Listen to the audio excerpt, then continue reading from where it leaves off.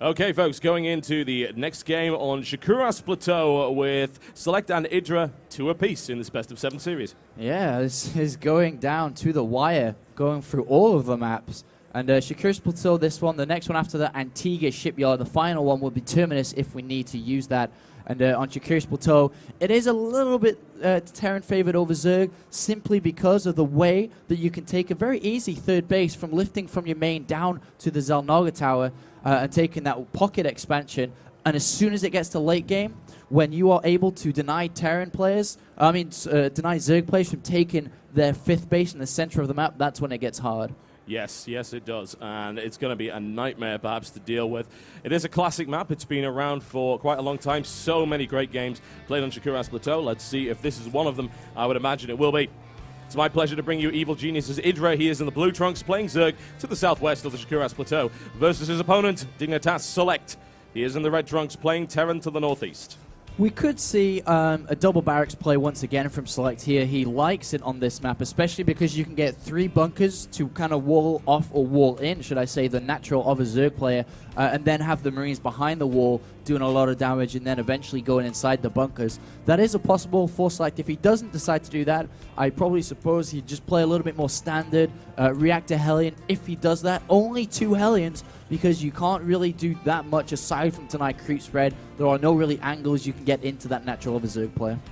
Yep, very, very true. And once, I believe you were saying actually the last time we saw this map in this tournament with the Zerg, it was a case of once you take 3 or 4 bases, where do you go from there? You end up expanding towards the Terran player, who has probably started cutting the map in half with siege tanks by that point, and it becomes extremely difficult to play. Yeah, I mean, from the 3rd base of a Terran player, you're almost touching the Xel'Naga Tower, and as soon as you hold that, there is no way Zerg can expand next to you. And then as you hold the Xel'Naga Tower, you can easily move down and take the next one, where Zerg player cannot expand again. And IdrA will know this, that it's very hard as the game goes on, despite having that combination of Broodlords, Infestors. If you can't get a 5th base up, where can you get the gas to keep replenishing this kind of army from? And you can't. So I wouldn't be surprised if IdrA really did rely on his meter control heavily in this game to try to knock the game out, or at least stop SeleCT from expanding aggressively. Yeah, it's not a bad map for muters either. The nature of the main, for instance, has a lot of different access routes. You've got this void at the back, which is an easy escape route as well. A lot of harassment potential there, and even on the natural as well. So I would not be surprised at all to see that happen.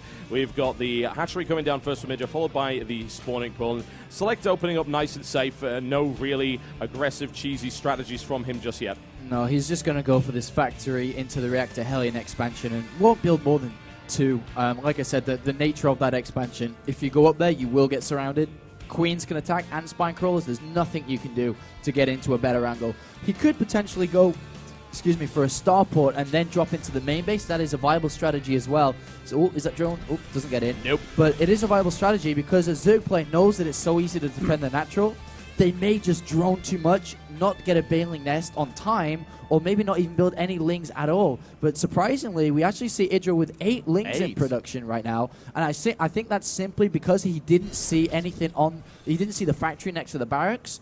The barracks was placed next to the supply depot as well. So I think he thinks that he's going to go for a very fast command center and may just try to pressure up a little bit. Yeah, potentially. It's always a fairly safe option anyway. Rather than building too many drones and then dying to something along those lines, he'll probably try and poke up that ramp again to confirm and see what he can see. He will find that out as soon as he gets over there. And also, that amount of links gives him nice map control. Holding the Xel'Naga Towers in the middle of this map until drop capability comes out makes it absolutely impossible to pressure across it without being seen.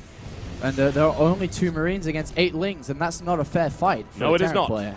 It's definitely not a fair fight if you happen to be that. Wow, there's the cancellation. Ooh. He gets a really solid surround on those, and now he's just going to start pressuring here, but the Hellions will come out. So he decides, no, we're not going to do that. Try and pick off the SCV if we can, and deny this expansion for as long as possible. I was having a similar nightmare to SeleCT playing against Sen in BlizzCon, where it was a kind of a similar scenario where he lost the reactor onto that factory and it, you know, lost you in the game there and then. Yeah. But there are no speedlings as gas has only just been taken, so obviously aggression wasn't going to follow that. But he did force a cancellation onto that command center. That in itself is good enough. So those extra 4 lings, because usually you should be building 4, he built 8. So for that investment to force a cancellation to kill those 2 Marines was well worth it for IdrA in this game. Definitely. It was a really good decision from him, and he was able to exploit his opponent's weakness on the ramp there to the fullest possible potential. It would have been nice to get into the base, but of course that wasn't going to happen. That's an absurd idea. And he also is now well aware. He wasn't sure before he went to that ramp